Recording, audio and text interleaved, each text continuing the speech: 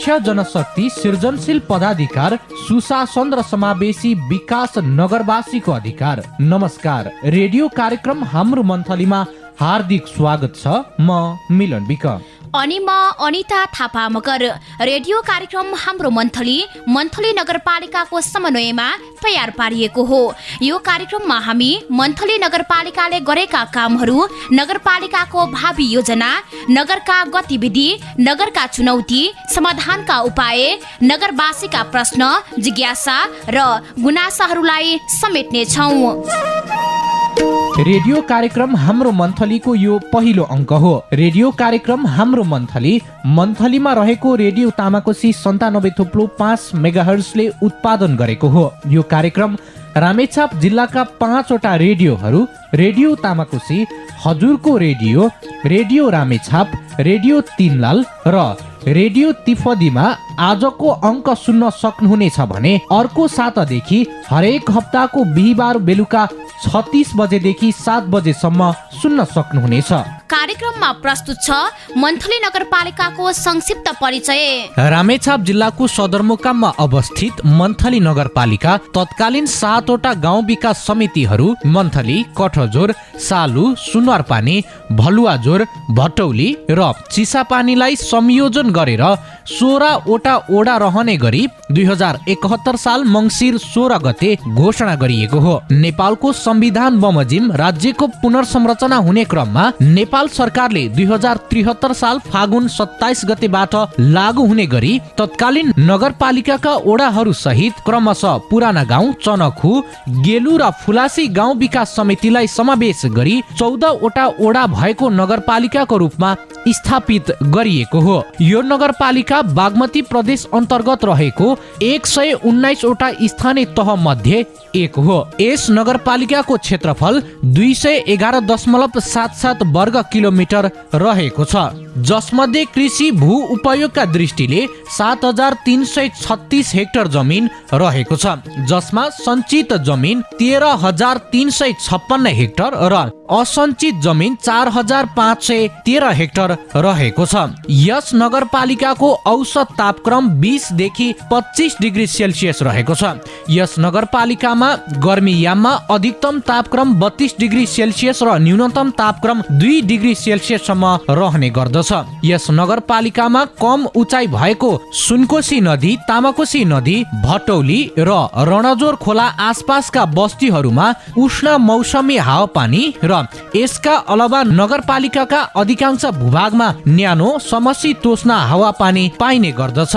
यस नगरपालिकाको भौगोलिक स्वरूप निकै भिरालो रहेकाले वर्षायाममा भुच्य र पहिरो निकै जाने गर्दछ। रणजोर खोलाको शिरमा रहेको घ्याप्चेको पहिरो ठूलो र अनौठो रूपमा रहेको छ। यो वर्षायाममा रोकिने र सुक्खायाममा निरन्तर गइरहने गर्दछ। यस पहिरोले वडा नम्बर 3 र 4 का अधिकांश बस्ती विस्थापित गर्नुका साथै सदरमुकामलाई नै समेत जोखिम युक्त बनाएको छ।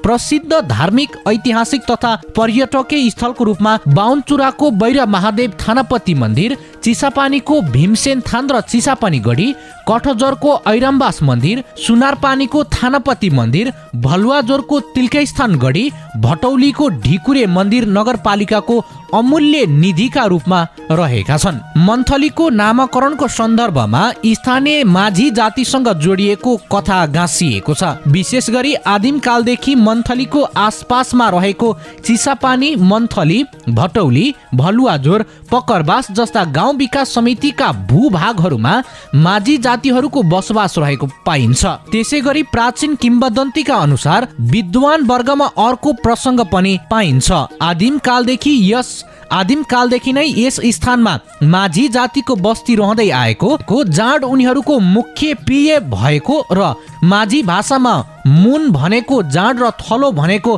खाने बस्ने ठाउँ भन्ने बुझाउने भएकाले यसलाई जाँड खाने र बस्ने स्थानको रूपमा पनि मनथलो भन्न थालिएको र यसै शब्दको अपभ्रंशबाट मन्थली हुन गएको बताइन्छ। मन्थली भन्ने स्थान खास गरी गाउँलाई जनाउने भए तापनि समय क्रममा त्यसभन्दा तल रहेको बेसी पनि मन्थली बेसी भनेर चिनिन थालेको जानकारहरू बताउँछन्। मन्थली नगरपालिकाले शिक्षा, स्वास्थ्य, सडक, खानेपानी, खेलकुद, विपद व्यवस्थापन, कृषि तथा पशुपालन, सिपमूलक तालिम, असल शासन, मानव अधिकार लगायतका क्षेत्रमा काम गर्दै आएको छ। यसरी हेर्दा नगरमा विकास निर्माण, समृद्ध समाज, विकसित समाज र आर्थिक रूपले सम्पन्न तथा स्वास्थ्य समाजका कार्यहरू नगरपालिकाले गर्दै आएको छ। हामीलाई थाहा छ गाउँ गाउँमा सिंहदरबार भने जस्तै स्थानीय सरकार भनेको नागरिकहरूको हरेक समस्याहरूसँग एकाकार हुने सबैभन्दा नजिकको सरकार हो। स्थानीय सरकारले नागरिकहरूका समस्या, आवश्यकता, दैनिक आवश्यक पर्ने घाँस, बाँस र कपासदेखि लिएर विश्वव्यापीकरण र उदारीकरणका लहरसँगै आएका अधिकांश नयाँ आयामहरूका विषयमा उठेका समस्या तथा विपदको समाधान गर्ने गर्दछ। स्थानीय सरकार आएदेखि विकासबाट वञ्चित रहेको वडाहरूमा समेत यति बेला विकास निर्माणका कामहरू धमाधम भएको र योजनाहरू बनिरहेको थाहा पाउन सक्छौं। सोही अनुसार मन्थली नगरपालिकाले पनि मन्थली नगरपालिकाको 14वटै वडाहरूमा विकास निर्माणका गतिविधिहरू सञ्चालन गरिरहेको छ। यसैसँग सम्बन्धित रहेर हामीले मन्थली नगरपालिकाका नगर प्रमुख रमेश कुमार बस्नेतसँग बितेका 44 महिनामा मन्थली नगरपालिकाले गरेका गतिविधिको विषयसँग सम्बन्धित रहेर कुराकानी गरेका छौं। प्रस्तुत छ यो कुराकानी। सबैभन्दा ठुलो कुरो हामी 44 महिनामा हामी काम गरिरहेका छौं। यो 44 महिनाको कामको दौरानमा हामीले मूलभूत रूपमा दुईवटा पाटोहरू, एउटा चाहिँ पूर्वाधारको विकास एउटा पाटो, दोस्रो कुरो सामाजिक आर्थिक विकासका निम्ति दुईवटा पाटोमा हामी काम गरेका छौँ। पहिलो 1-1.5 वर्ष हामीले खास गति लिन सकेनौँ, किनभने हामीसँग निजी आवास निर्माणका लागि बाटोघाटोको नै प्राथमिकतामा परे। दोस्रो वर्षदेखि हामीले अलिकति विकास आयोजनाहरूलाई ठुला छौँ र यस हिसाबले हामीले पूर्वाधारको प्रश्नमा हामीले अब नगरको हेडक्वार्टरबाट वडा कार्यालयहरू जोड्ने हामीहरूको 8वटा स्ट्रक्चर सडकहरू छ, त्यसलाई चाहिँ हामी स्तरोन्नति गरेर कालोपत्री अभियानमा लागेका छौँ। त्यसमा हामी काम गरेका छौँ। जस्तो 5 नम्बर र 4 नम्बरलाई छुने सालु सुनारपानी मन्थली सडकको कुराहरू भयो, भलजोर सडक भयो। त्यसपछि 7 नम्बरलाई हाम्रो आकाशे पुलदेखिको सडक हाम्रो चाहिँ भटौली खोलासम्मको सडक छ। त्यसका चाहिँ पुरानो गाउँ चिसापानीको लागि अर्को सडक छ, देवीटार फुलासी अर्को सडक छ र गेलु 11-12 को लागि अर्को सडक छ र चनखुको अर्को सडक छ र कठजोरको 2 र 3 लाई छुने गरी हाम्रो भुतिया खोला ऐरमबास सडकको चाहिँ कालोपत्री अभियानमा नगरले बहुवर्षीय योजनाहरू चाहिँ काम गरिरहेको छ। त्यस्तै हामीसँग आधारभूत लेभलको स्वास्थ्य सुविधा आधा घण्टाको बिचमा नागरिकहरूलाई चाहिँ पुर्याउनु पर्छ भनेर 11वटा शहरी स्वास्थ्य केन्द्र थप गरेर जम्मा हामीसँग 2वटा प्राथमिक स्वास्थ्य केन्द्र र 9वटा स्वास्थ्य चौकीहरू थिए। त्यसमा 11वटा शहरी स्वास्थ्य केन्द्रहरू प्रदेश सरकार, स्थानीय सरकार र सङ्घीय सरकारको आयोजनामा 11वटा स्वास्थ्य चौकी गरेर 22वटा स्वास्थ्य संस्थाहरू मार्फत हामी आधारभूत लेभलको चाहिँ नि स्वास्थ्य सुविधाहरू चाहिँ प्रदान गरिरहेका छौँ।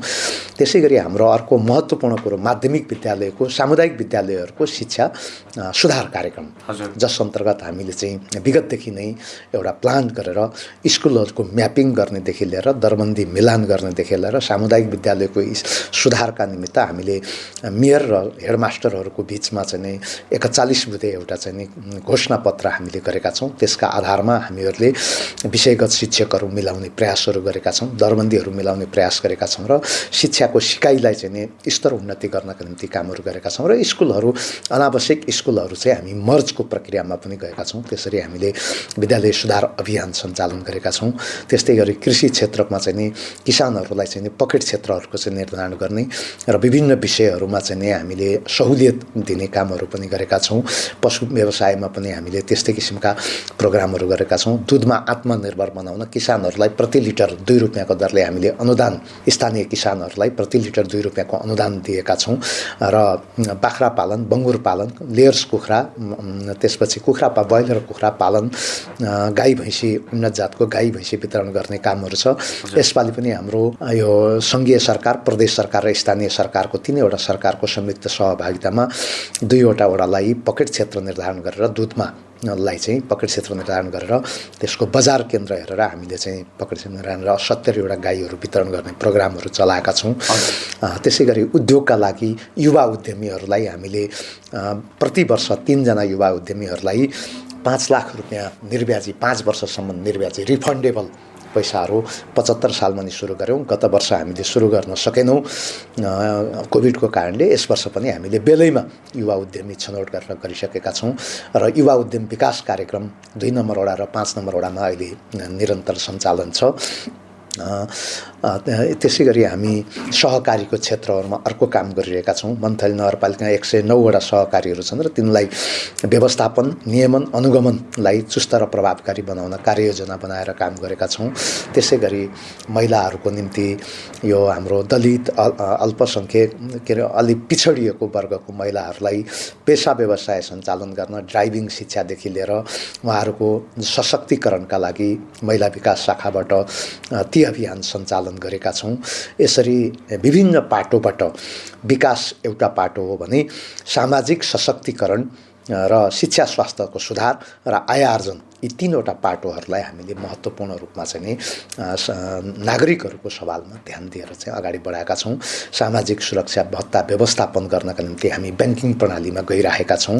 सुशासनका हरेक क्षेत्रहरूमा नगरपालिकाले पारदर्शी ढङ्गले जे चिजहरू छन् ती चिज चाहिँ सुसूचित भएर ऐन कानुन निर्माण गरेर त्यसलाई अगाडि बढाएका छौँ। योजनाहरूलाई 3 तहको अनुगमनको व्यवस्था गरेका छौँ।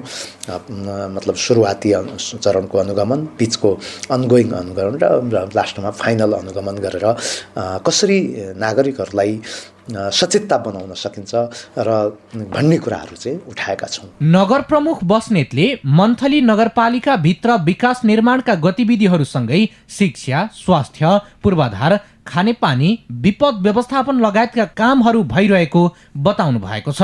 त्यसै गरी नगर प्रमुख बस्नेतलाई हामीले नगरपालिकाले शहरी सौन्दर्यकरण गर्नको लागि के गरिरहेको छ त भनेर सोधेका थियौँ। सबभन्दा पहिलो कुरो, द्वन्द्वकालमा यो सहर मन्थली सहर मुलुककै कान्छो सहर भएर पनि लामो 10 वर्ष जति तल र माथिको विवादमा अल्झियो।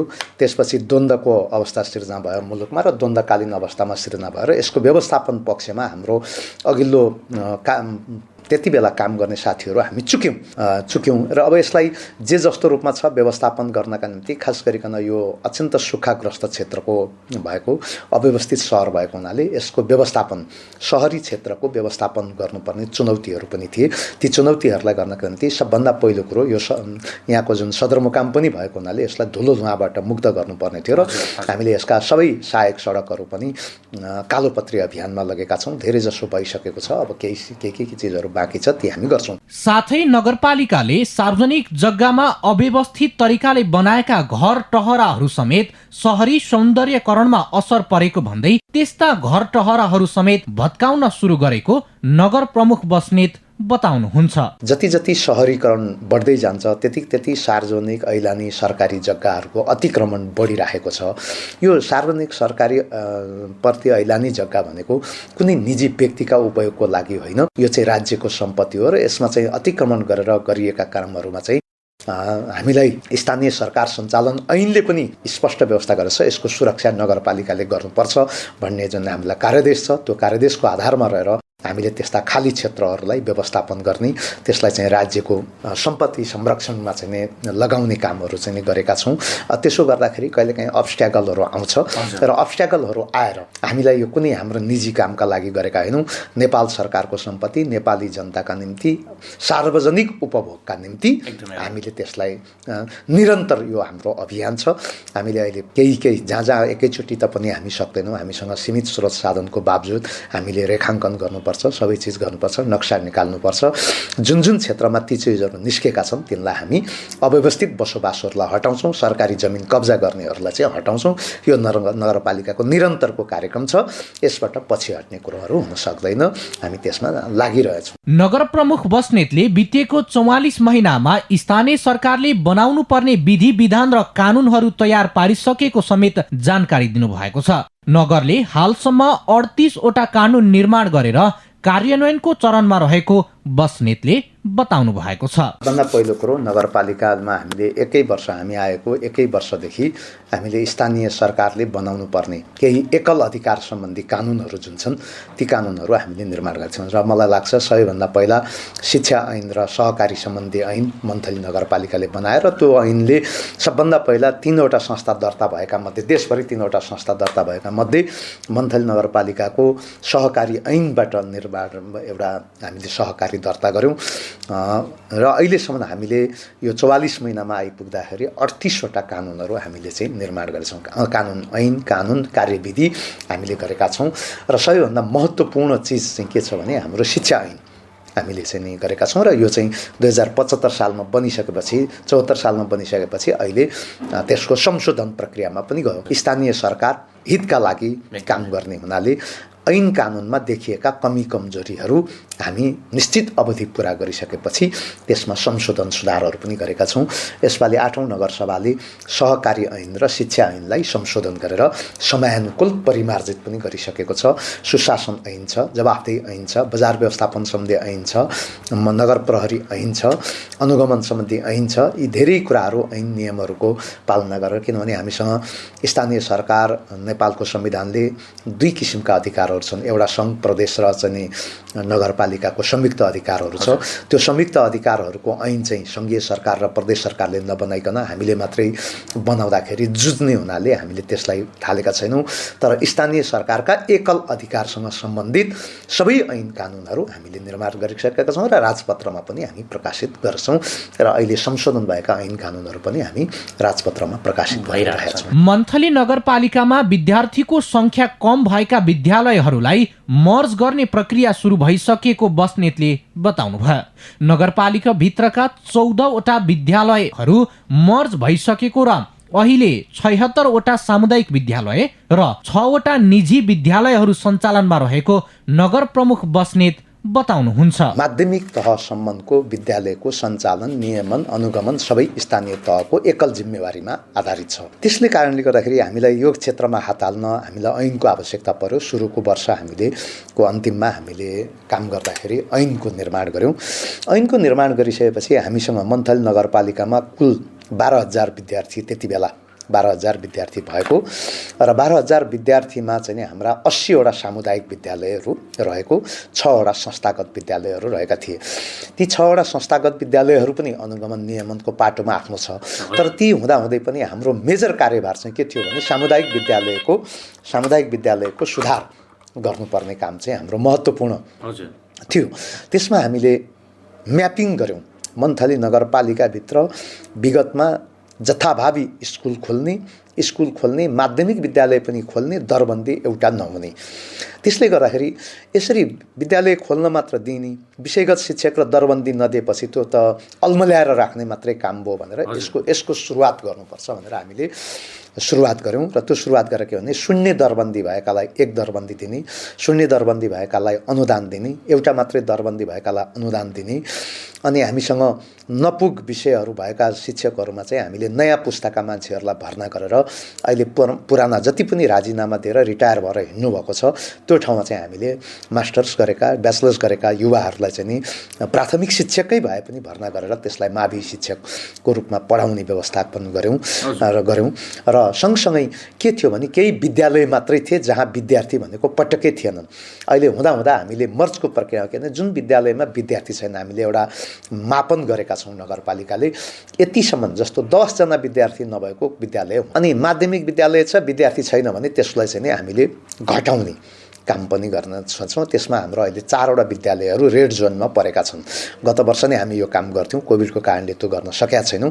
यसपालि हामीले डिमार्केसन लाइन खडा गरेर विद्यालय छौँ। र त्यस्तै निमावि विद्यालयहरू जस्तो हामीले ताम्रकौशिका निमावि यहाँ छ, तपाईँलाई उदाहरणको रूपमा मैले भने विद्यार्थी नै हुँदैन, एउटा कक्षामा 2 जना 3 जना विद्यार्थी राखेर नजिकै सदरमुकाम भएको एरियामा त्यसरी विद्यालय चलाउने नाममा चलाउनुपर्छ भन्ने कुराहरू रहेन।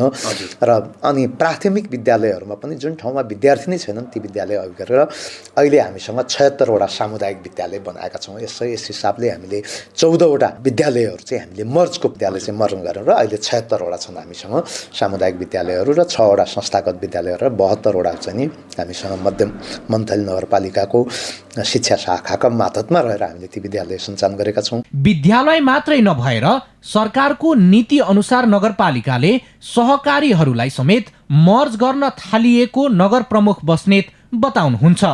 दर्ता भएर सञ्चालनमा नआएका सहकारीहरूलाई नगरपालिकाले मर्ज गर्न पत्राचार गर्ने काम गरिरहेको नगर प्रमुख बस्नेत बताउनुहुन्छ। 109वटा सहकारी छन्, त्यसमध्ये मुस्किलले हामीसँग 60वटा सहकारीहरू मात्रै अलिअलि रन गरिरहेको छ र अरू बाँकी जम्मै झोले सहकारी छन्। ती झोले सहकारीहरूलाई चाहिँ हामी कानुनको दायरामा ल्याएर उहाँहरूलाई कि त राम्रोसँग सञ्चालन गर्ने कि मर्जको प्रक्रियामा जाने, होइन भने हामी खारेजीको प्रक्रियामा चाहिँ जान्छौँ र हामीले त्यो कामको थालनी गरिसकेका छौँ। जस्तो हामीले त्यो काम फुलासीबाट चाहिँ सुरु गरिसकेका छौँ र दुईवटा ठुला सहकारीहरू मर्ज गरेर एउटै बनाउने काम पनि गरेका छौँ। अरूलाई पनि हामीले त्यही ढङ्गले क्रियाशील हुनका निम्ति पत्राचार गरिसकेका छौँ र जनताको पैसा उपयोग गरेर झोलामा राखेर कुनै अमुक व्यक्तिले फाइदा लुट्ने कामहरू भएको राम्रो हुन्न। त्यस हिसाबले हामी ती झोले जुन सहकारीहरू छन् तिनलाई पनि नियन्त्रणको कुरामा चाहिँ लैजान्छौँ। नगर प्रमुख बस्नेतले सहकारीहरूले खर्च मात्रै बढाउने काम गरेको भन्दै सीमित सहकारीबाट प्रभावकारी सेवा दिन सक्नुपर्ने बताउनुहुन्छ पुनः बस्नेत। जनतालाई नागरिकहरूलाई आवश्यक परेको वित्तीय पुँजी परिचालन गर्नका निमित्त त एउटै सहकारी भए पनि पुग्छ। धेरैतिर सानो गर्नु हुँदैन। अर्को कुरो साना सहकारी अथवा धेरै सहकारी संस्थाहरू भयो भने म्यानेजमेन्ट खर्च पनि व्यवस्थापन खर्च पनि बढ्छ। नगरपालिकाले बितेका वर्षहरूमा विभिन्न खालका कानुनहरू निर्माण गरेको स्मरण गराउँदै प्रमुख बस्नेत बताउनुहुन्छ आगामी दिनमा ठूला योजनाहरूलाई नीतिगत रूपमा लिएर अघि बढ्ने योजना रहेको पुनः नगर प्रमुख बस्नेत सुनाउनुहुन्छ। ठुला पूर्वाधारहरू निर्माणमा जोड दिनुपर्छ। मन्थली नगरपालिकाको आज पनि समस्या के छ भने हामीसँग अत्यन्त साना टुक्रे योजनाहरू नै बढी प्राथमिकतामा परिरहेका छन्। जनताको आवाज पनि त्यो छ। हाम्रो अनुभवले के भन्छ भने टुक्रे आयोजनाहरू सञ्चालन गरेर विकासको गतिविधि अगाडि बढ्न सक्दैन। त्यसैले देखिने ठोस कामहरू गर्नुपर्छ र त्यसका निमित्त योजनाबद्ध ढङ्गले अगाडि बढ्नुपर्छ। त्योमध्ये दुईटा कुराहरू हुन्। हामीले नेचर कस्तो देखिरहेको छ भने बाटो सधैँभरि बाटो खन्ने, बाटो सफा गर्ने, यो स्थितिबाट अन्त गरेर बाटोलाई चाहिँ व्यवस्थित गर्नुपर्छ। त्यो व्यवस्थित भनेको मुख्य सडकहरू 12 महिना सञ्चालन गर्न सक्ने गरी स्तरोन्नति गरेर सके कालोपत्रे नभए ग्राभल गर्नुपर्छ। दोस्रो कुरो बाटोघाटो मात्र व्यवस्थापन गरेर हुँदैन। सामाजिक जस्तो शिक्षा स्वास्थ्यका क्षेत्रहरूमा राम्रो प्रभावकारी शिक्षा दियो भने मानिसहरू त हरेक नागरिकहरू त आफ्नो छोराछोरीलाई राम्रो स्कुलमा पठाउने उनीहरूको चाहना हुन्छ। राम्रो पढाइ गरोस्, योग्यता क्षमता हासिल गरोस् भन्ने चाहना हुन्छ। त्यसकारण सामुदायिक विद्यालयको सुधार गरेर गुणस्तरीय शिक्षा प्रदान गर्नुपर्छ र मान्छेहरू गाउँमा बस्ने भएपछि उनीहरूलाई आधारभूत लेभलको विशेषज्ञ सहितको सेवा त हामी दिन सक्दैनौँ। आधारभूत लेभलको स्वास्थ्य सुविधा भयो भने यहाँ बस्ने वातावरण बन्छ र त्यति मात्र होइन, त्यसलाई आय आर्जनसँग गाँच्नुपर्छ। मन्थली नगरपालिकाका आगामी कार्यभार भनेको यो 3वटा महत्त्वपूर्ण कार्यभार हो।